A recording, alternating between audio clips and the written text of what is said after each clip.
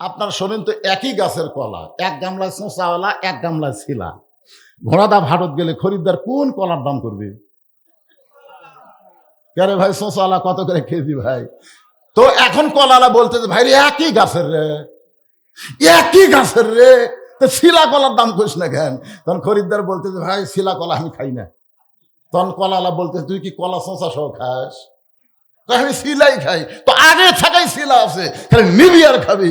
কলা খরিদ্দার তখন কি বলে? খরিদ্দার বলতেছে, আমি খাওয়ার আগেও খাসে। কলালা বলতেছে, আল্লাহর শপথ করে বলতেছে, কেউ খায়নি। খরিদ্দার বলতেছে, তোর চোখ নাই, মশা খাসে, মাছি খাসে, ধুলা খাসে, বালু খাসে, ওই কলা আর খাওয়ার উপযুক্ত নাই।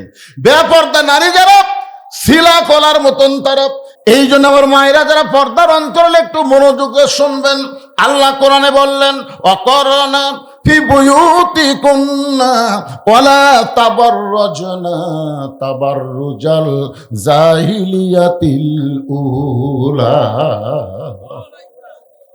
আল্লাহর কোরআনের কর্মী দেখার জন্য ওমর ফারুক মেয়েটার নিকটে গিয়ে বললেন, মা, এই নির্জন পথে তুমি একা একা চলতেছ, তোমার সামনেও কোনো মানুষ নাই, পিছনেও কোনো মানুষ নাই। সঙ্গে সঙ্গে মেয়েটা বলে, পথিক, তুমি কি হযরত ওমরকে চেনো? মেয়েটা কি বলতেছে?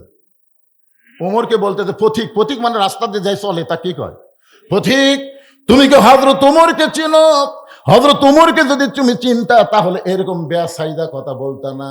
ওমর ফারুক যেদিন থেকে আল্লাহর কোরআন দিয়ে রাষ্ট্র চালায়, আল্লাহর কোরআন দিয়ে যেদিন থেকে রাষ্ট্র চলে, একজন মেয়ে পৃথিবীর এক প্রান্ত থেকে আর এক প্রান্তে যাবে, ওই মেয়েটার কলিজায় আত্মাকুল্লাহ ছাড়া অন্য কারো ভয় থাকবে না। সেদিন ষোড়শী নির্জন পথে যাবে। যারা গানটা পারেন আমার সঙ্গে বলেন, সেদিন ষোড়শী নির্জন পথে যাবে, কোনো জন কটু কথা কবে না, পথে আর প্রান্তরে সম্পদের মোহে পড়ে খুন আর রাহাজানি হবে না। সবাই বলেন, যদি মেনে চলি কোরআন। বলেন, যদি মেনে চলি কোরআন আর রাসূলের বিধান, সকলেই শান্তিতে থাকবে। বাংলার আকাশে কলেমার পতাকা যেদিন দুলবে। তোমরা যদি এরকম গল্প করো, তা জনগণ দেখতেছে না?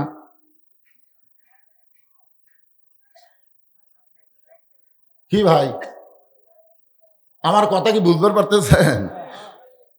ওমর ফারুকের চোখ দিয়ে দর দর করে পানি আসলো। আল্লাহর কোরআন দিয়ে যখন রাষ্ট্র চলবে, ওই মানুষের কলিজায় কেবলমাত্র ভয় থাকবে কার? আরো জোরে বলেন, ভয় থাকবে কার? ওই মহিলা দুই পাহাড়ের মাঝখান দিয়ে ঘুরতেছে, কোনো সময় ভয় করেনি, কেউ আসলে ধরবি এই ভয় নাই, কারণ কোরআন চলতেছে। কোরআন কোরআন ধরবো আয়। আল্লাহর কোরআন দিয়ে যখন রাষ্ট্র চলবে, প্রত্যেকটা মানুষ তার সীমানার মধ্যেই থাকবে, অন্যের সীমানায় যাবে না। আমার সীমানা হলো আমার পকেট, আমি বারবার হাত দিচ্ছি। মানুষ কবি, হুজুর একটা বদ অভ্যাস হলো পকেটে বারবার হাত দেয়, এর বেশি কিছু কবি। কিন্তু আমি যদি এই সীমানার পকেটে হাত দেই, তখন সবাই কবে, হুজুর তো পকেট মারে, কারণ সীমানা ওভারটেক করছে। আপনার বউ হচ্ছে আপনার সীমানা, শালি কিন্তু আপনার সীমানার বাইরে। আপনি বউ বাদ দিয়ে যদি শালির দিকে কুত্তের মতন তাকা থাকেন, তাহলে সওয়াব হবে না পাপ হবে? আল্লাহর কোরআন বলবে, বউয়ের দিকে তাকা, শালির দিকে তাকাস না। কুল্লিল মুমিনিনা ইয়াগুদ্দু মিন আবসারিহিম। আল্লাহু আকবার। ওমর ফারুক বললেন, মা, তুমি যে ধীর গতিতে চলতেছো, দুই পাহাড়ের মাঝখানে তোমার চলা দেখে আমার মনে হচ্ছে তুমি একজন দুঃখী নারী। মেয়েটা বলতেছে, কে গো তুমি? তুমি কে গো? আমি সত্যি একজন দুঃখী নারী, কিন্তু আজকে হযরত ওমরকে এই দুই পাহাড়ের মাঝখানে 6 দিন হলে খুঁজতেছি। মেয়েটা কি বলতেছে? আসলেই আমি একজন দুঃখী নারী, কিন্তু হযরত ওমরকে এই দুই পাহাড়ের মাঝখানে 6 দিন হলে। আপনারা বলেন তো, এই কথা শোনার পরে ওমর ফারুকের অবস্থা কি হবে?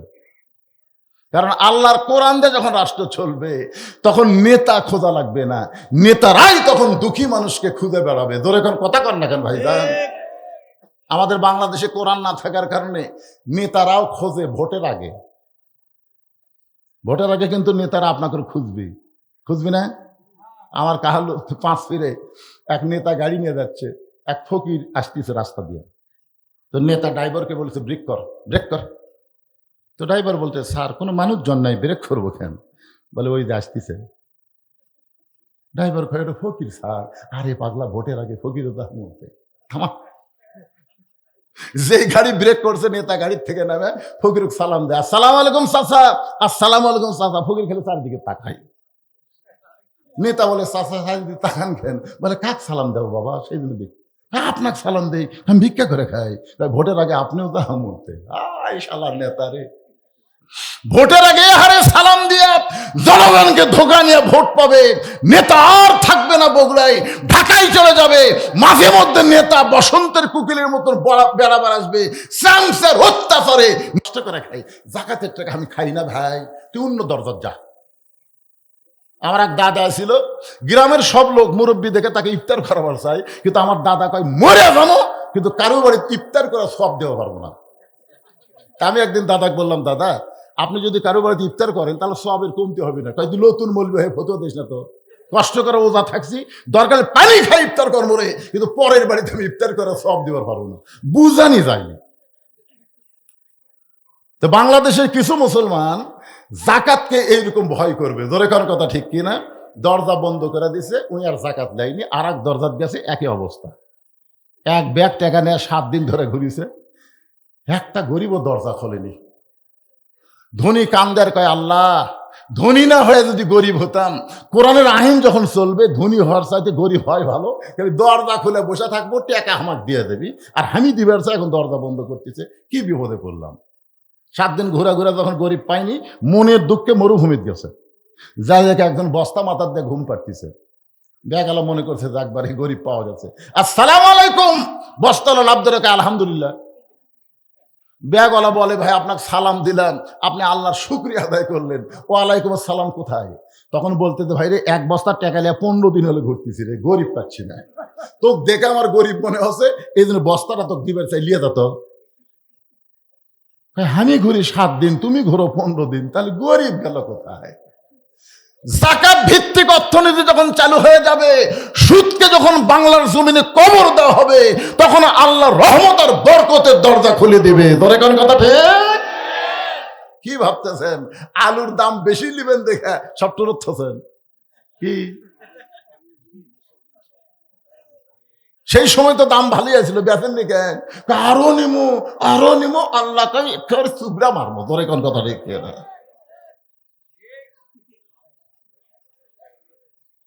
রে ভাই এটা একটা টিস্যু দেন তো, টিস্যু দেন।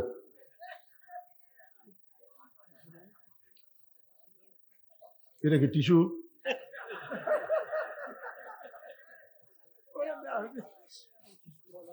ওনার ছেলে মেয়েরা, তার বাবার জন্য, হাজি সাহেবের জন্য, এরকম অনেক মেয়েরা আইছে, অনেক মা এসেছে, আশা থেকে বাপ নাই, সে বাপের জন্য 500 টাকা দিবেন মা। আল্লাহর একজন বান্দা 2টা কোরআন শরীফ বাবদ 1000 টাকা দান করেছে, আর একজন কোরআন শরীফ বাবদ 500 টাকা দান করেছে। আল্লাহ দানকে কবুল করেন। আল্লাহর আর একজন বান্দা কোরআন শরীফ বাবদ, পৃথিবীর শ্রেষ্ঠ দান নবীর মাদ্রাসা একটা কোরআন 500 টাকা দান করেছে। আল্লাহ দানকে কবুল করেন। আল্লাহুম্মা আমিন। কবুল করো, কবুল করো। মোদের কামনা দানকারীকে দিবেন জান্নাত, আল্লাহ নিরাশ করবেন না। দানের কথা শুনে কারা কারা চলে গেলেন? টাকা দিবেন না, আপনি দিবেন না, আপনার টাকা আল্লাহর দরকার নেই। আল্লাহ কি গরিব নাকি? আল্লাহ কি গরিব নাকি? তা আপনি লাভ দৌড়ে চলে যাচ্ছেন কোথায়? এমন একটা অসুখ আল্লাহ দিবি না, আজকে এখানে টাকা দিতে আপনার মন চাচ্ছে না, আগামীকাল ডাক্তারও টাকা দিয়ে হুঁশ পাবেন না, উষ্টা খেয়ে পড়বেন, বগুড়াত হবে না, পঙ্গু হাসপাতালে যাওয়া লাগবে। কথা কন না কেন? মোটর সাইকেল মারতেছেন, ভুটভুটির সাথে বাঁচবেন, চাপা আউলে দেবি। আজকে 10 টাকা দিবার মন চায় না, আর সদকা তো তারুদ্দুল বালা। দান সদকা করলে ভূমিকম্প হলেও আপনার ক্ষতি হবে না। ধরে কথা কন না কেন ভাই রে? এই যে কয়দিন আগে ভূমিকম্প হচ্ছে, সব রাস্তা থাকছে, কই রাস্তা তেলে ক্ষতি নেই, যেটি এসে 4-5 জন দাঁড়াতে ওটি রাস্তা ফাঁক হয়ে গেছে, রাস্তায় ফাঁক, এখন ঢোক। আল্লাহ যদি মারে কোনো জায়গায় নিরাপদ না, আল্লাহ যদি বাঁচায় সব জায়গায় নিরাপদ। জোরে কোন ঠিক কিনা ভাই? আল্লাহর একজন বান্দা কোরআন শরীফ বাবদ 500 টাকা দান করেছে, আল্লাহ দানকে কবুল করেন। আর একজন শখ 100 টাকা দান করলো, আল্লাহ দানকে কবুল করেন। আল্লাহুম্মা আমিন। লিল্লাহে তাকবীর। আপনি কি মন খারাপ করছেন? আজকের মাহফিলের সম্মানিত প্রধান অতিথি সাহেব 20টা কোরআন শরীফ বাবদ 10,000 টাকা ধরে বলেন মারহাবা। আচ্ছা, উনি যদি এখন আপনাদের কাছে 2 মিনিট একটু সালাম দেয়, সমস্যা আছে ভাইজান? আমার ওয়াজ তো চলতেই থাকবে, অসুবিধা নেই। আসলেই কিন্তু আমি আমার জীবনে 42 বছরের জীবনে দেখে আল্লাহ লা ইলাহা ইল্লাল্লাহ লা ইলাহা ইল্লাল্লাহ লা ইলাহা ইল্লাল্লাহ লা ইলাহা ইল্লাল্লাহ লা ইলাহা লা ইলাহা ইল্লাল্লাহ মুহাম্মাদুর রাসূলুল্লাহ। সকলে বলি সাল্লাল্লাহু আলাইহি ওয়াসাল্লাম। মেয়েটা বলতেছে, পথিক আজকে 6 দিন হলে হযরত ওমরকে আমি খুঁজতেছি, যে ওমর সবসময় মানুষের দুঃখ কষ্ট দেখার জন্য রাতের ঘুমকে হারাম করে দিছে, আর সেই ওমরকে মেয়েটা কয়দিন হলে খুঁজতেছে।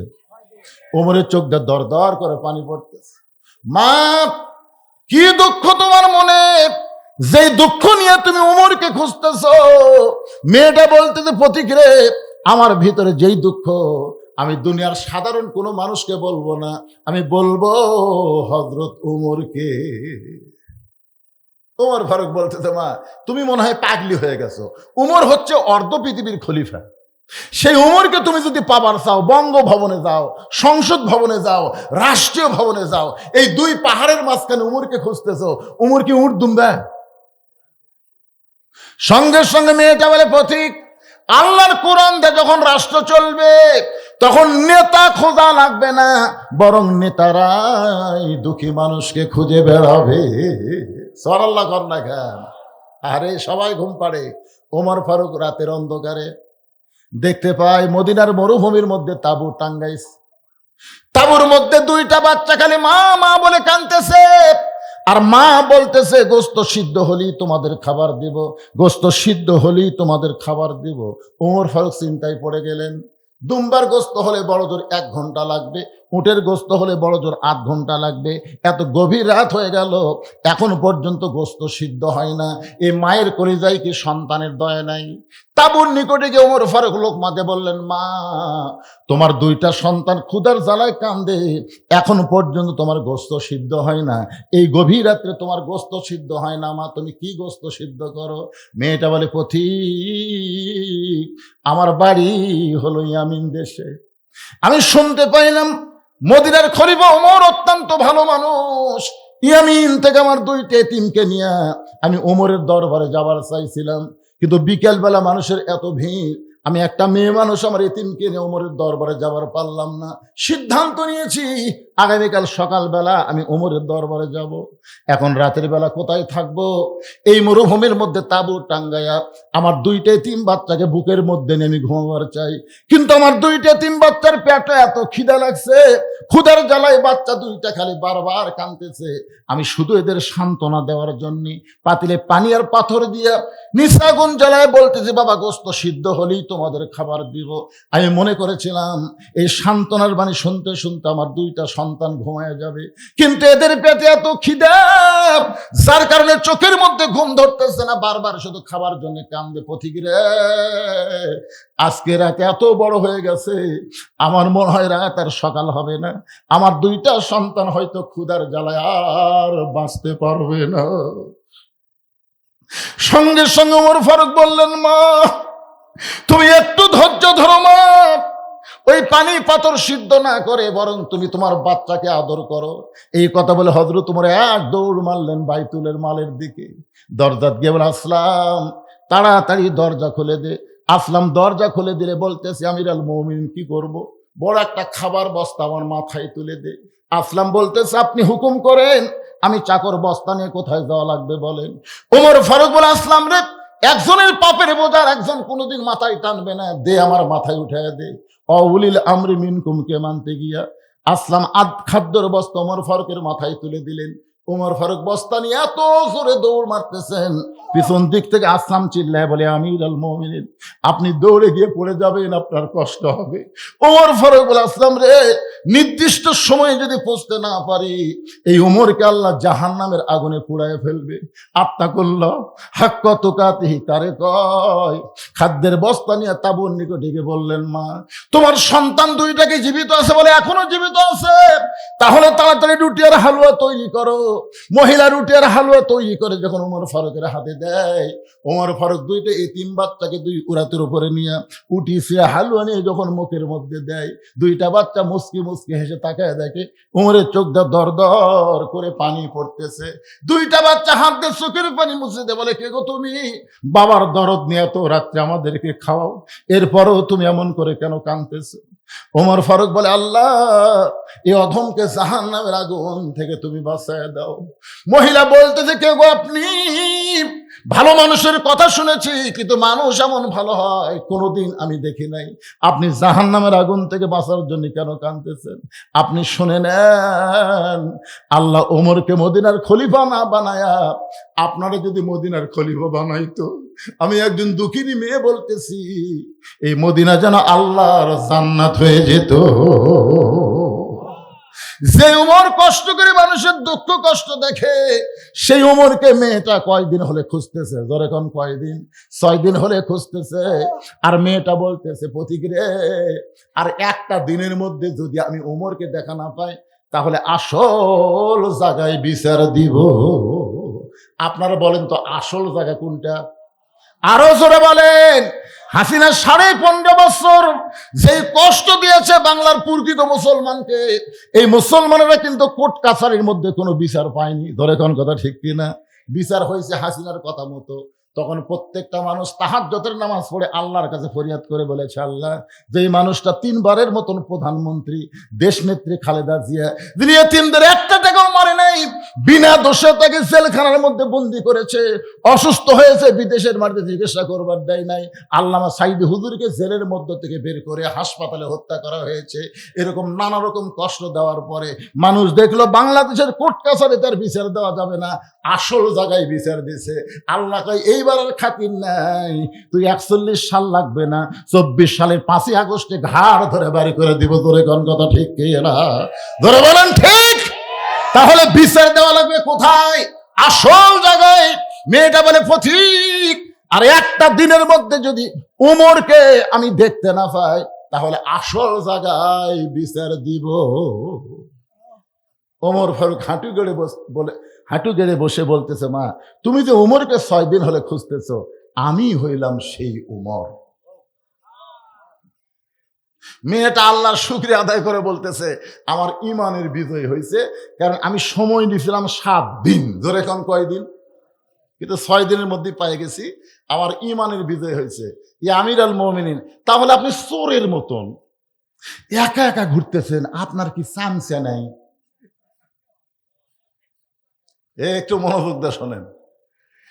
ইন্না লিল্লাহি, এটা বিপদের আয়াত বাদান, বিপদ। আজকে নেতাক দাওয়াত দিলে যে কি বিপদ ভাই। কিছুদিন আগে ভ্যালুন যে একটা মাহফিল আমি করছি, এক নেতাক দাওয়াত দিয়েছে, চামচালি আছে 22 জন। নেতা আসাই বলতেছে, খিদে লাগছে রে, খাবার দে। চামচা গেলে তো আরো মশান। 22 জন নেতা, একজন 23 জন খাইয়া টাকা দিতে 2500। খরচ হতে 7000 দিচ্ছে, 2500 টাকা দিবা, দেও কত বল। মাশাআল্লাহ, ময়না তুমি যাও তো, এরকম আর কেউ দেয় নাকি? দেখো তো দাও। মানে কোরআন শরীফ বাবদ 500 টাকা নিয়ে যাচ্ছে, আমার কানজ পড়ছে, ওটা না লিয়ে পারি। আল্লাহ যে নিয়তে দান করছে, নেক নিয়ত নেক আশা কবুল করো। ধরে কোন আমিন। তো মেয়েটা বলতেছে, আমিরুল মুমিনিন, আপনি চোরের মতন একা একা ঘুরতেছেন, আপনার কি চামচে নেই?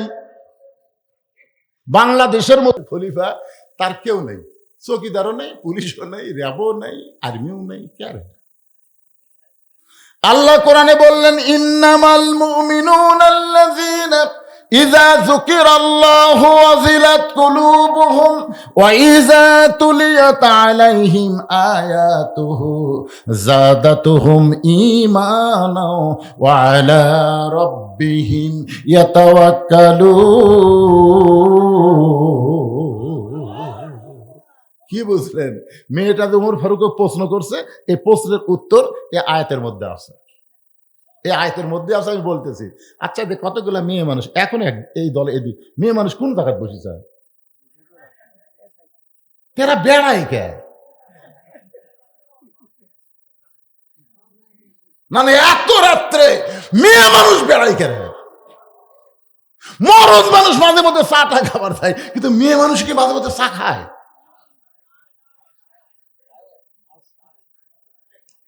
মায়েরা শোনেন, আপনারা হয়তো ভাবতেছেন হুজুর আমাকে ওয়াজ করবি না, আপনাকে ওয়াজই তো করতেছি। ওমর ফারুক যে মেয়েটাকে দেখে আল্লাহ প্রশংসা করলেন, এই মেয়েকে সুপা খোপা দেখে প্রশংসা করছে। আর আপাদ মস্তক আল্লাহর পর্দার আইন দেখে প্রশংসা করছে কার? গভীর রাত্রে খাদিজাতুল কুবরা নবীর হাত ধরে কাঁদতেছে। রাসূল বলে, খাদিজা কান্দেন কেন? বলে, কান্দার কারণ হলো আমার ৬৪ চলতেছে। কত চলতেছে? ৬৪ বছর বয়স চলতেছে। যে কোনো সময় আমার মৃত্যু হবে, আমার কি কোনো খুশির খবর নাই? আল্লাহ রাসূল বলেন, খাদিজা আপনার ৬৪ চলতেছে, আমার ৫০ চলতেছে। তা আপনি কি মনে করেন আপনি আগে মরবেন না আমি আগে মরবো? এটা আমি নবীও জানি না, কে কখন মরবে আল্লাহ ভালো জানে। খাদিজা বলতে, হুজুর বয়স হলে বেশি, বয়স একটু বেশি হলে মানুষের মধ্যে একটু ভয়ের চিন্তা আসে। জোরে কোন কথা ঠিক কিনা? তা আমাকে একটা খুশির খবর দিলেই তো আমার আর টেনশন নাই। আমার কি কোনো খুশির খবর নাই? রাসূল বলেন, খাদিজা আমার সাহাবীদের মধ্যে ১০ জনকে আল্লাহ তাআলা জান্নাতের সার্টিফিকেট দিয়েছে। খাদিজা বলতে, হুজুর আমি আমার কথা শুনবার চাচ্ছি, আমি আমার কথা শুনবার চাচ্ছি হুজুর, আপনি আবার ১০ জন সাহাবীর কথা বলতেছেন। রাসূল বলেন, খাদিজা শোনো, আমার সমস্ত সাহাবীরাই জান্নাতি। ১০ জনকে আল্লাহ সার্টিফিকেট দিছে, আর বাদ বাকি কি? রাসূল বললেন, রাদিয়াল্লাহু আনহুম ওয়া রাদু আন, যাদের পিছনে রাদিয়াল্লাহ শব্দ আছে তাদের সকলকে আল্লাহ বিনা হিসাবে জান্নাত দিয়ে দিবে। খাদিজা বলতে, হুজুর আমি আমার কথা শুনবার চাচ্ছি। আসলে মেয়ে মানুষ যখন নিজের কথা শুনবার চায়, অন্য পেঁচাল পারলে মেয়েদের কিন্তু ধৈর্য কম। এটা আজকে যে সিজার শুরু হচ্ছে, এই সিজার কিন্তু খালি ধৈর্য কমের জন্য। আমাকে মায়েরা ধৈর্য ধরছে, দেখি কি হয়। কি বলবো প্রসবের কথা, মা বিনে সেই ব্যথা কেউ তো বুঝিবে না। মাজন ঠেকিয়া সন্তানের দেয়, অকালে মা মারা যায়, কেন সে মায়ের ভক্তি করো না? এমন দরদি ভবে কেউ হবে না আমার মা গো। আপনার বলেন তো, নরমালে বাচ্চা লিবার গেলে মায়েদের ধৈর্যের দরকার আছে না নাই? কিন্তু সামান্য বিষয়, ওরে বাবা রে, ওরে বাবা, এ অধৈর্য। এখন স্বামী কয়, চলো তাহলে ডাক্তারের কাছে যাই। ডাক্তার বলতেছে, ভাই ভালোই করছেন রে, আল্ট্রাসাউন্ড করে দেখি একটু বেঁকা হয়ে আছে ভাই, একটু বেঁকা, মানে টাকা কামাই করা লাগবে। কাহিনী একটু শুকে গেছে, কি করবেন? তখন বলে, ভাই রে দরকার হলে অটো ভ্যান বেসমো, তাও বউ আমার সিজার করবো। আপনারা বলেন তো, আজ থেকে 15 বছর আগে কোনো সিজার ছিল? এইটাই, মেয়েদের একটু ধৈর্য কম। রাসূল বলেন, খাদিজা ১০ জন পুরুষকে আল্লাহ জান্নাতের সার্টিফিকেট দিয়েছে, এবং 10 জন নারীকেও আল্লাহ জান্নাতের সার্টিফিকেট দিয়েছে। পুরুষের মধ্যে 1 নম্বর হলো আবু বকর, আর নারীদের মধ্যে 1 নম্বর হলো খাদিজাতুল কুবরা। ও যে একটা লাফালাফি করতেছে, ওই যে দেখেন ফর্সা করে, এটা কার কোলত বসে আছে? এই কিন্তু সিজার করা, আপনি খোঁজলে দেখবেন। কারণ সিজার করা বাচ্চারা জন্মের আগেই দুনিয়াতে আসে। ডাক্তার পেট কাটা দেখে ঘুমের মধ্যে আছে। এখন কি করবে? ঘুম তো আর ভাঙ্গেনি, 2 দিন পরে আর ঘুম ভাঙ্গে যেত, নর্মালি হয়ে যেত। কিন্তু পেট কাটার কারণে ঘুম ভাঙ্গেনি, তখন পেটের মধ্যে বাইর করে এরকম মাথার উপর একটা ঘুরান দেয়। এই ঘুরান দেওয়ার সময় মাথাটা একটা ঝাঁকি খেয়ে করে কান্দে ওঠে। ওই যে মাথার ঝাঁকি খেলো ভাই, এই মোবাইল ছাড়া ভাত খায় না, মোবাইল ছাড়ার কান্না থামে না। ধরে কোন কথা ঠিক না? এই সিজার করা, এরা অস্থির। কি মনে করতেছেন? কথা কি বুঝতে পারেন নাই? আজকে ভালো করে শোনেন, পীর সাহেব এখানে বসে আছে, পীর সাহেব বসে আছে। আমি বলতেছি ভালো ডাক্তার যারা তাদের বউকে সিজার করায় না, মৌলানার বাড়িতে কোনোদিন মিলাদ হয় না, আর পীরের বউ কোনোদিন মুরিদ হয় না। বিশ্বাস করে আপনি এটা পীর সাহেব হয়ে গেছে, মাশাআল্লাহ। কারণ আমি ৪২ বছরের ওয়াজ করতেছি, আমার বউ আমার হুজুরি হয় না। মানে বইয়ের কাছে পীর সাহেব হওয়া যে কত বড় কষ্ট, যারা পীর সাহেব তারা বুঝতেছে। এই শোনেন, আপনারা বলেন তো মৌলানাদের বাড়িতে মিলাদ হয়? অধিকাংশ পীরের বউ মুরিদ হয় না, দু একটা ব্যতিক্রম সেটা হতে পারে। কারণ পীরের বউ জানে আমার পীর মাঝে মধ্যে মুরিদের বইয়ের দিকে তাকায়, এর হাতে মুরিদ হয়ে লাভ কি? কিন্তু সর্বপ্রথম যিনি নবীর হাতে কলেমা পড়েছেন তিনি হলেন নবীর বিবি খাদিজাতুল কুবরা। রাসূল বলেন, খাদিজা পুরুষের মধ্যে ১ নম্বর জান্নাতি হলো আবু বকর, আর নারীদের মধ্যে ১ নম্বর জান্নাতি হলেন খাদিজাতুল কুবরা। মা খাদিজার সেই হাসি, রাসূল দেখতেছে খাদিজা খেলে হাসতেইছে। আল্লাহ রাসূল বলে, খাদিজা এত হাসতেছেন, বলে এই খবরটা আপনি আগে দিবেন না, যে নারীদের মধ্যে আমি ১ নম্বর জান্নাতি, এই খবর আগে দিবেন না? রাসূল বলেন, খাদিজা পুরুষের মধ্যে ২ নম্বর হলো উমর, ৩ নম্বর ওসমান, ৪ নম্বর আলী। তাহলে নারীদের মধ্যে ২ নম্বর কে হলে ভালো হয়? রাসূল কিন্তু আর রাসূল নাই, স্বামী হিসাবে খাদিজাকে জিজ্ঞাসা করতেন, তাহলে নারীদের মধ্যে ২ নম্বর কে হলে ভালো হয়? খাদিজা বললেন, হুজুর নারীদের মধ্যে ২ নম্বর ফাতেমা হলে ভালো হয়। আমার কলিজার টুকরা ফাতেমাকে আল্লাহ যেন ২ নম্বর জান্নাতি ঘোষণা করে। ১ নম্বর খাদিজা, ২ নম্বর ফাতেমা, ১ নম্বর আবু বকর, ২ নম্বর উমর। রাসূল বললেন, খাদিজা আল্লাহ আপনাকে ৪টা মেয়ে দান করেছে, আমার মাধ্যমে আল্লাহ আপনার পেট থেকে ৪টা মেয়ে দিয়েছে। ধরে কোন কয়টা? একটা নাম হলো জয়নাব, একটার নাম হলো রোকেয়া, একটার নাম হলো কুলসুমা, একটার নাম হলো ফাতেমা। আপনি শুধু ফাতেমার কথা প্রথম বললেন, আর ৩টা মেয়ের কথা কেন বললেন না? খাদিজা বললেন, ইয়া রাসূলুল্লাহ আপনি হলেন বাবা আর আমি হলাম মা, কোন সন্তান কেমন এইটা মা জানে, এইটা কোনোদিন বাবা বলতে পারবে না। আজকে যেই সন্তানেরা রাস্তাত ঘুরতেছে, মেলাত ঘুরতেছে, এই সন্তান কেন ঘুরতেছে? আপনার মায়ের কাছে যান, যে তোমার সন্তান ওয়াজ বাদ দিয়ে মেলাত ঘুরে কেন? মা তখন বলবে, ওই যখন হাত পেটের মধ্যে আছিল, আমি তখন গোটা পাড়া ঘুরেছি, ওই পেটের মধ্যেই ঘরণী ব্যারাম পাচ্ছে, বেড়া হয়ে ভালো হবে। এই জন্য একটা নেপোলিয়ন বলেছে, ভালো একটা সন্তান যদি চান, ভালো একটা মায়ের দরকার।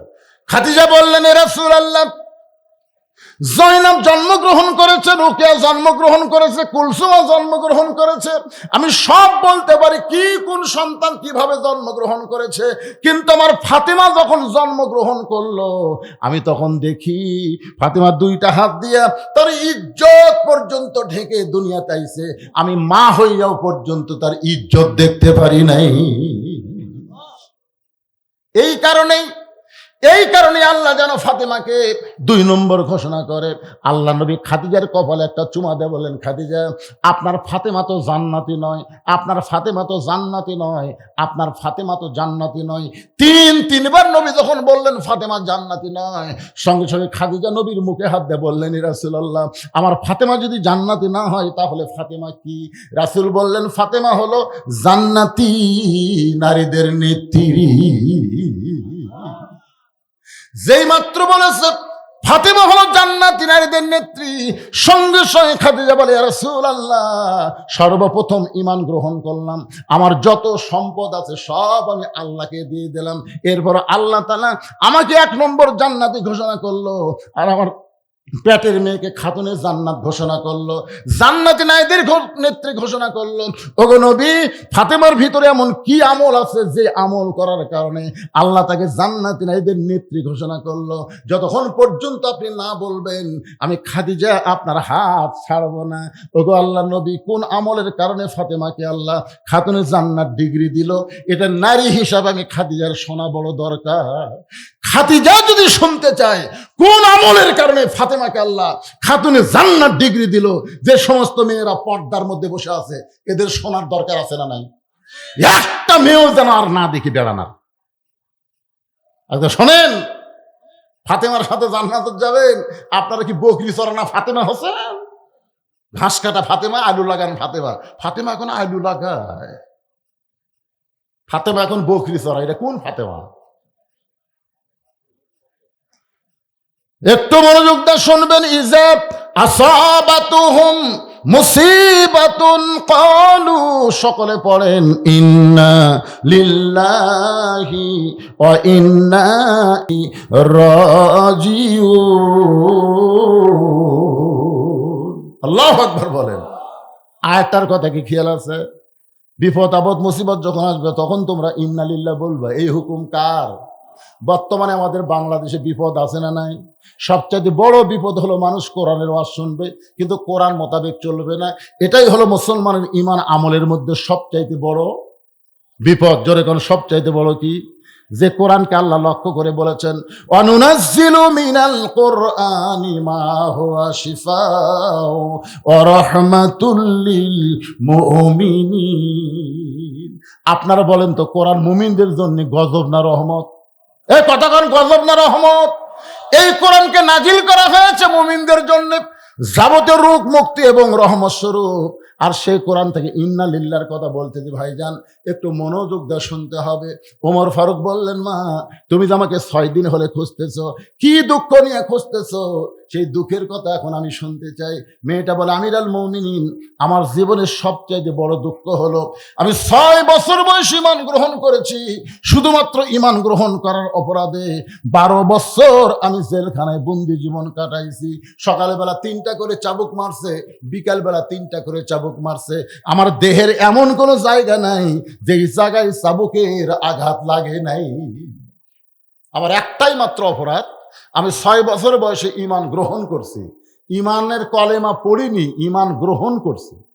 আমাদের বাংলাদেশে যুদ্ধের সময় অনেক হিন্দুরাও কলমা পড়ছিল, ধরে কোন ঠিক কিনা?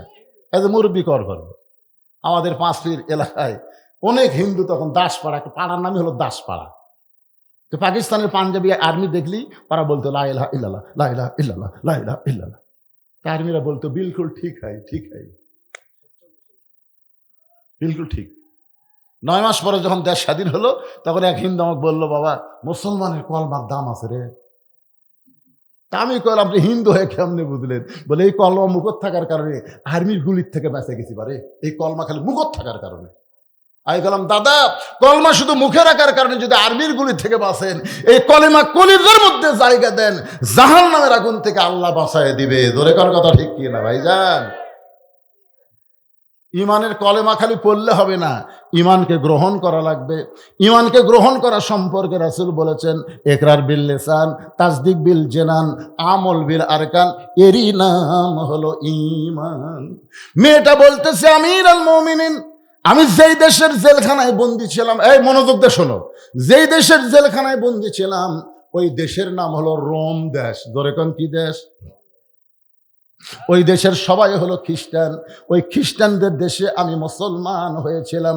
আর মুসলমান হওয়ার কারণে আমাকে জেলখানায় 12 বছর বন্দী করলো। আপনি যখন রোম পারস্য দখল করলেন তখন আপনি ঘোষণা করে দিলেন আল্লাহর কোরআন দিয়া যখন রাষ্ট্র চলবে ওই দেশে কোনো জেলখানা থাকবে না। আপনি জেলখানার দরজা মুক্ত করে দিলেন। আমি জেলখানা থেকে বের হয়ে আমি কোথায় যাব? আজকে 6 দিন হলে আমি আপনাকে খুঁজতেছি, কারণ আমার দাদা খ্রিস্টান, আমার বাবা খ্রিস্টান, আমি যাদের ঘরে জন্ম নিয়েছি সবাই খ্রিস্টান। এখন একজন মুমিনা নারী হয়ে খ্রিস্টানদের কারে বাড়ি যাব, কোথায় যাব? আমার যাওয়ার কোনো জায়গা নাই। এই দিন 6 দিন হলে আপনাকে খুঁজতেছি। যদি আপনাকে পাই তাহলে আপনার কাছে এই দুঃখিনী মেয়ে একটু আশ্রয় চায়। ওমর ফারুক বললেন, মা আমি তোমাকে আশ্রয় দিবার পারবো না, তবে ইসলাম তোমাকে অধিকার দিয়েছে। ধরে কর সুবহানাল্লাহ। মানুষ কোনোদিন মানুষকে আশ্রয় দিবার পারে না। আপনারা বলেন তো ইসলামে নারীদের অধিকার আছে না নাই? এ কথা কোন আছে না নাই? আমাকে কতগুলো এখন বার হয়ে বলবে কোরআন শরীফ যদি ক্ষমতা যায় তোমাকে কিন্তু বাড়ির থেকে বারবার দিবি না, একের দরজা আটকে দিবি, বাড়ির থেকে বাড়ার পারবে না, মার্কেট করা যাবে না, চাকরি করা যাবে না, এ করা সে করা যাবে না, এইরকম আজে বাজে কথা বলে মেয়েদের মন ঘুরানোর চেষ্টা করবি। ধরে কর কথা ঠিক কিনা?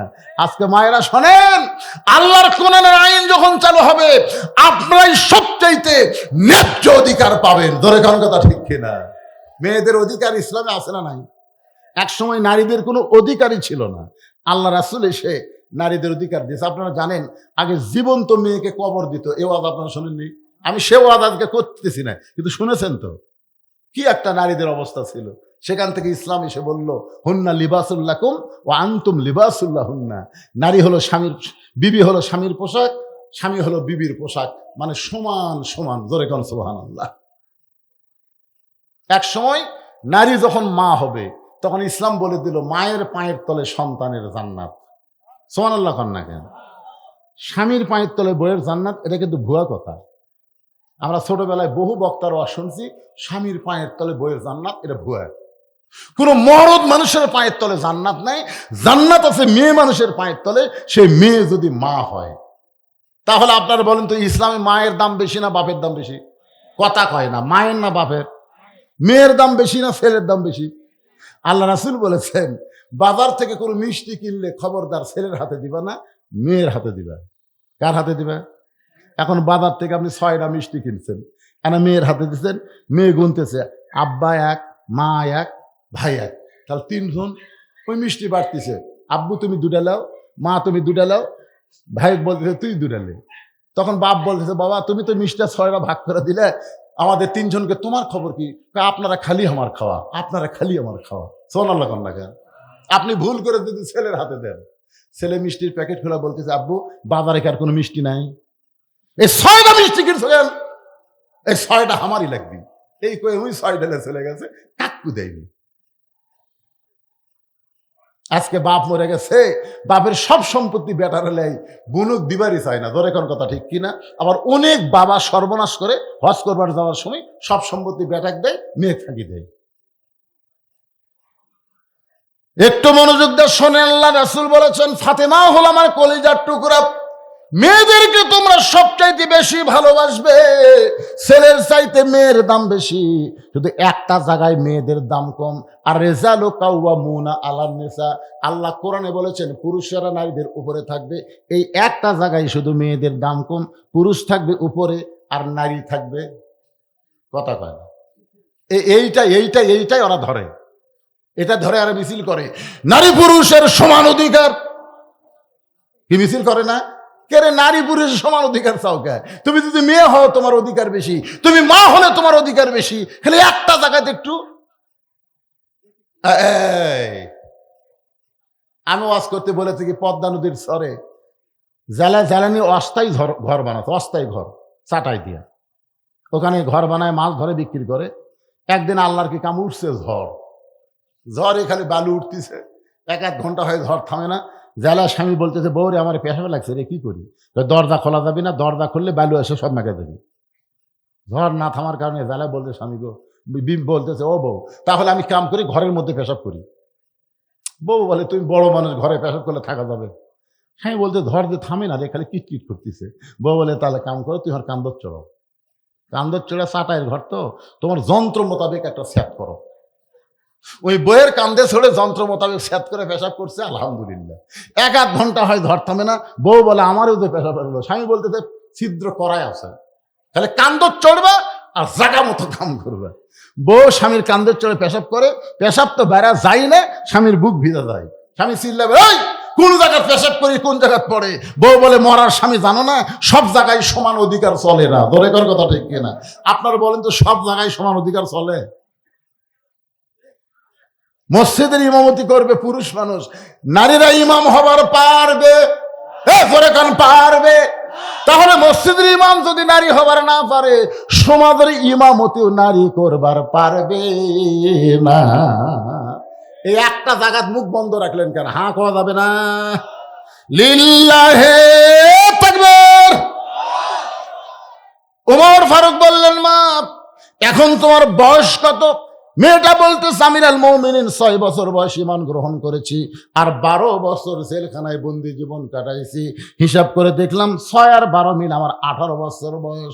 ওমর ফারুক বললেন মা এই মুহূর্তে তোমার 1 নম্বর অধিকার হলো ভালো একটা ছেলের সঙ্গে তোমার বিয়া বসা। ইসলাম তোমাকে অধিকার দিয়েছে ভালো একটা ছেলের সাথে। কি ছেলে? ভালো ছেলে, সুন্দর ছেলে না, ভালো। যদি ইসলাম বলতো সুন্দর একটা ছেলের সাথে বিয়ে বসা, তাহলে আমার মতন কালো বউ পাওয়া খুব কঠিন হয়ে যেত। তোর কোন কথা ঠিক কিনা? কিন্তু ইসলাম কি সুন্দরের কথা কছে না ভালো কছে? ভালো। ওমর ফারুক বললেন, মা তুমি এখন ভালো ছেলে কোথায় খুঁজবে? আমার কাছে একটা ছেলের খবর আছে, দেখো তো ছেলেটা তোমার পছন্দ হয় কিনা। মেয়েটা বললেন, আমিরুল মুমিনিন তাহলে ভালো ছেলের খবর দেন। ওমর ফারুক বললেন, ছেলেটার বয়স হলো মাত্র 22 বছর। যেরকম কয় বছর? ছেলেটা লম্বায় হলো 6 ফুট 2 ইঞ্চি। ছেলেটার গায়ের রং হলো ফর্সা, মুখের বর্ণ হলো চাঁদের মতো সুন্দর। ছেলেটার নাম হলো আব্দুল্লাহ। ছেলেটার বাবার নাম হলো আমি অধম ওমর। ছেলেটার যোগ্যতা হলো 30 পারা কোরআনের হাফেজ। ছেলেটার যোগ্যতা হলো 6 লক্ষ হাদিসের হাফেজ। আমার আব্দুল্লাহর সঙ্গে, ওমর ফারুক বললেন, আমার আব্দুল্লাহর সঙ্গে তোমাকে বিয়েটা দিয়া, তোমাকে আমার বৌমা বানায়া আমার বাড়িতেই তোমাকে অধিকার দিবার যায়। সুবহানাল্লাহ কন না কেন? আমার আব্দুল্লাহর সঙ্গে বিয়ে দিয়া তোমাকে কি মা? কথা কয় না, বলে কি মা? 3-4 বার বলেছি কি মা, কিন্তু আমার 500 সভাপতি বসে আছে বাঘ মারাই, ওই আর কথা কয় না। আমি বললাম, সভাপতি সাহেব আপনার সামনে সবাই বলল বেটার বউ হচ্ছে বৌমা, তা আপনি কথা কন না কেন? আপনার কি বেটা নাই? আমারও নেই। সভাপতি মনে করেন আমার দলের লোক, আমার কিন্তু বেটা নেই, আল্লাহ 3টা বেটি দিছে। তাই সভাপতি বললাম, আপনি কি আমার দলের? না হুজুর, আমার 2টা বেটা আছে, বিয়ে করাছি হুজুর। তো বৌমা কন না কেন? হুজুর কেমনে কই, আমার 2টা বেটার বই হচ্ছে বউ দজ্জাল, আমি বৌমা পাইনি হুজুর। আগে আমার বেটা খুবই ভালো আসলো, কিন্তু বিয়ে করার পর থেকে বউ যে কি কান মন্ত্র দিল, আমার বেটার বাড়িতে নেই। বেটা এখন শহরে বাসা করে বউকলে থাকে। এরকম বেটা আছে না নাই? যেরকম আছে না নাই? অন্তাহারে বাপ মা আছে, আর বেটা বৌলি আছে বগুলা শহরে, বাসা বানাছে বৌলে ওটি থাকে। এখন বাপ মা থাকে অন্তাহারে। একদিন বাবার খুবই অসুখ, বাবা ডাক্তার দেখাতে গেছে বগুড়া পপুলারে। এত বড় ডাক্তার, ভিড় বেশি, সিরিয়াল পড়েছে রাত 9টায়। কয়টার সময়? রাত 9টার সময় ডাক্তার দেখে বাপ চিন্তা করে, এখন অন্তাহারে কেমনে যাই রে, ঘোড়া ধাপের সিএনজি আছে কি না চিন্তা করতেছে। এখন এত রাত্রে অন্তাহারে কেমনে যাই? মন বলতেছে, কে তোর বেটার বাসা নেয়, বেটার বাসার যা। মনের কথা মতো বেটার বাসাত গেছে। বেটার নাম হলো আব্দুল্লাহ। দরজার যা ডাকতেছে, আব্দুল্লাহ, কে রে আব্দুল্লাহ? এটা কি গ্রাম? এটা কি অন্তাহার? আপনার কিন্তু শহরের একটা ভাব আছে না নাই? আব্দুল্লাহ কয়, আমার সবাই সার করে কয়, সাহেব করে কয়, এত রাত্রে আমার নাম ধরে ডাকে, এই মরদ কে রে? আপনারা বলেন তো, নাম ধরে ডাকার মরদ কে? আমি যত বড়ই হুজুর হই, আমার বাপ কিন্তু আর পুরা নামও কয়নি। কে বাবা বুঝলু, কি খবর বা? আমি বললাম, আব্বা আমি একটা হাজি মানুষ, মৌলানা মানুষ, আপনি সরাসরি বুঝলু কম? আব্বা কয়, তোকে আবার হুজুর কয়া লাগবি কে রে? আজকে যখন ওয়াজ করে আসি, যখন বাপ মায়ের কবর, আমার মসজিদের পাশে বাপ মায়ের কবর, সালাম দিয়ে আসি। আবার ওয়াজ করে যখন যাই, বাপ মাকে সালাম দিয়ে বলি, বাবা আপনি যে মধুরী আমাকে বজলু বলে ডাকতেছিলেন, আর দুনিয়াতে কেউ নাই বাবা। বাবার মতন আপন কেহ নাই রে দুনিয়ায়, নিজে না খাইয়া বাবা সন্তানকে খাওয়ায়। বাবার মতন আপন কেহ নাই রে দুনিয়ায়। আব্দুল্লাহ, সঙ্গে সঙ্গে আব্দুল্লাহ দরজা খুলে দেখে বাবা এতিমের মতন দাঁড়ায় আছে। বাবার হাত ধরে বলতেছে, বাবা এ রাত 9টার সময় কেন? ডাক্তার, ডাক্তারের জন্য। খালি বাড়ির যাওয়ার গাড়ি ফেলে তোর বাড়ি থেকে আসি, যাওয়ার বুদ্ধি নাই দেখে আসছি বা। আব্দুল্লাহ বাপের হাত ধরে বলতেছে, আব্বা আপনি রাগ করছেন, এতদিন পরে এসে আপনি দরজাতে এসে দিয়ে গরম হচ্ছেন, চলেন আব্বা বসেন। রেস্টরুমে বসে আব্দুল্লাহ আস্তে আস্তে বইয়ের কাছে আসছে। বউ কম্বল গাউন দিয়ে শুতে আসে, বইয়ের কাছে এতিমের মতন বলতেছে, লক্ষ্মীটি, ময়না পাখি। বউ কিন্তু সবই জানে, ওর বাপ আছে সেটা জানে না, ওই ঘুমের ভান করে চুপ করে আছে। আব্দুল্লাহ চোরের মতন, ময়না পাখি কি তোমার বাপ আছে আমি জানি না? আব্দুল্লাহ এই জোরে চিল্লাস না রে, কোনোদিনও আসে না, আজকে বিপদ যাচ্ছে, শুনবার পারলে রাগ করবি রে, কারণ আব্দুল্লাহ জানে ওর বাপ কি মাল জানে না, ধরে কেন জানে, কে জানে না, দোড়হাত করছে। খাবার যদি দিবার মন চাই তুমি দাও, আমার মাজার বেদনা, পিঠ শিরশির করে, উঠতে পারলো না। তখন আব্দুল্লাহ বাপের কাছে বলতেছে, আব্বু আমি সব শুনছি, বা তোর বউ অসুস্থ, সে কথা আমাকে বলবি না, তুই কি মনে করছিস আমি না খেয়ে আছি? আরে পাগলা, থাকার জায়গা নাই দেখে তোর বাড়িতে যাচ্ছি, হোটেল নেয় খাই যাচ্ছি। আব্দুল্লাহ বলতেছে, বাবা সত্যি কি আপনি খাইছেন? বাবা মনে মনে কয়, যে তোর বইয়ের ব্যবহার, পেট এমনি ভরে গেছে। এটা মনে মনে বলতেছে, জোরে বলে নাই, আসলেই খাইছি বাবা। আব্দুল্লাহ বলে, তাহলে ঘুমান। আব্দুল্লাহ বাবারে ঘুমায় দেয়, জিরো বাল্ব ঘরের মধ্যে জ্বলতেছে। মনের মধ্যে কষ্ট নিয়ে আব্দুল্লাহ বইয়ের কাছে এসে শুইছে। রাত যখন 11টা বাজে, তখন আব্দুল্লাহর শালা, বইয়ের ছোট ভাই, রাত তখন 11টা, আব্দুল্লাহর শালা এসে ডাকতেছে, শেফালি আপা, শেফালি আপা। আব্দুল্লাহর বইয়ের নাম হলো শেফালি। কম্বল ফেলে দিয়ে মারছে লাভ। আব্দুল্লাহ তাকায় দেখে কম্বল আছে, বউ নেই। বউ গেটত যা বলতেছে, কিরে ভাই এত রাত্রে কোত্থেকে? বলে ক্যারাম বোর্ড খেলতে খেলতে রাত হয়ে গেছে আপা, খেয়াল করিনি, একটু ঘুমাবার চাই। আরে পাগল, ঘুমাবি, তার আগে খাবি না? তুই না খেয়ে ঘুমাইলে আমার চোখে ঘুম ধরবি? ভাত গরম, গোস্ত গরম, মাছ গরম, সব গরম করে ভাইয়ের সামনে দিয়ে, ড্রেসিং টেবিলে ভাইয়ের সামনে দিয়ে, ডাইনিং চেয়ারে বসে এখন খালি বলতেছে, খা ভাই, খা ভাই, আর এক টুকরা খা ভাই। আব্দুল্লাহ চিন্তা করে, 9টার সময় আমার বাবা আসলো, তোর মাজা বেদনা, পিঠ শিরশির করে। আর 11টার সময় তোর ভাই আইলো, বার হয়ে দেখে 5 তরকারি গরম ভাত, শালার মাথায় বইয়ের হাত। কয় তরকারি? 5 তরকারি গরম ভাত, শালার মাথায় আর বইয়ের হাত। খা ভাই, আর এক টুকরা খা ভাই। ভাই বলতেছে, না পার পারতেছি না। আব্দুল্লাহ ধীরে ধীরে বাবা যেই ঘরে ঘুমায় ওই ঘরে জানলার কাছে গিয়ে জিরো বাল্বের আলোতে দেখে বাবা শুকনা মুখে ঘুম পাড়তেছে। আব্দুল্লাহর চোখটা দর দর করে পানি পড়তেছে। যেই বাবা নিজে না খাইয়া আমাকে লেখাপড়া করালো, যেই বাবা মাটির বিছনাত থাকে আমারে খাট বানায় দিছে, আমার সেই বাবা আজকে না খাইয়া ঘুম পাড়তেছে। আর আমার বইয়ের ভাইয়ের সামনে 5 তরকারি গরম ভাত। লিয়াবলুয়াকুম আইয়ুকুম আহসানু আমালা। আল্লাহ বলে, বান্দারে তোমার সুন্দর আমলের পরীক্ষা করা হবে। এই মুহূর্তে তোমার সুন্দর আমল কি? এমন সময় আল্লাহর কোরআন বলতেছেন, ওয়াকাদা রাব্বুকা আল্লা তা'বুদু ইল্লা ইয়াহু ওয়া বিল ওয়ালিদাইনি ইহসানা। আল্লাহু আকবার। আব্দুল্লাহ, আব্দুল্লাহ রে, তোর বইয়ের মাজার বেদনা, ফির শিরশির করে, তোর বাবার সামনে খাবার দেয়নি, তোর বাবা না খেয়ে ঘুম পাড়তেছে, আর শালার সামনে 5 তরকারি গরম ভাত। তুই কি মরদ না? তোর কি করার কিছুই নাই? আজকে আল্লাহ তাআলা সুন্দর আমলের পরীক্ষা করবে। আজকে সুন্দর আমল হলো, বউ মরে গেলে বউ পাওয়া যাবে, কিন্তু বাপ যদি মরে জীবনে কানলেও কিন্তু বাপ পাবো না। তোর বউ যদি সকালে মরে, তুই বিকালে বিয়ে করে পারবি। বউ মরলে বইয়ের অভাব নাই, বউ ছাড়া দিলেও বইয়ের অভাব নাই। কিন্তু এই বাপ যদি মরে যায়, কিয়ামত পর্যন্ত কানলে কিন্তু আর বাপ পাওয়া যাবে না। যেটা বাবা পাওয়া যাবে না সেটার দাম বেশি, না যেটা মাঝে মাঝে পাওয়া যায় সেটার দাম বেশি? কথা কয় না রে ভাই। আপনারা কোন তো বউ পাওয়া যায়? যায়। আমার বড় ভাইয়ের 3টা বউ মরছে, বুঝলেন? ওই খালি মরাও সারা, বিয়ে করাও সারা। হ্যাঁ, আমার কয় হুজুর তোর ভাগ্যে নেই।